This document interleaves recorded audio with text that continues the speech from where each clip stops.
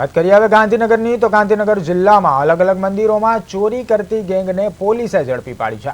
તો જિલ્લા પોલીસ વડા રવિ તેજા વાસમ શેટ્ટીએ સમગ્ર મામલે માહિતી આપતા જણાવ્યું હતું કે ઝુંડાલ મંદિર ખાતે ચોરી કરવા પહોંચેલી ગેંગને સ્થાનિક લોકોએ પકડી પાડી હતી. ત્યારબાદ પોલીસે તેમની અટકાયત કરી હતી અને તપાસમાં સામે આવ્યું છે કે મંદિર ચોરી કરતી આ ગેંગ મૂળ રાજસ્થાનની છે અને મોજશોખ માટે ચોરીની ઘટનાઓને અંજામ આપતી હતી.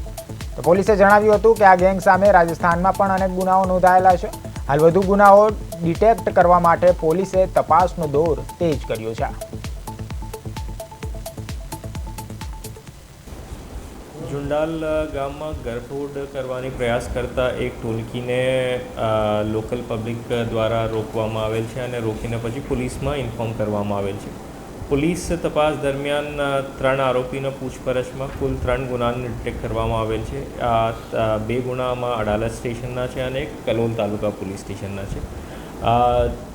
પબ્લિક જ્યારે આ લોકોના રોકા આ ટાઈમે પોલીસ પહોંચી અને પાસે જો મુદ્દામાલ હતી 20,000ની ચોરી કરવાની કોશિશ કરતા હતા ઝુંડાલ મંદિરમાંથી. આ 20,000 મુદ્દામાલ પોલીસ રિકવર કરવામાં આવે છે.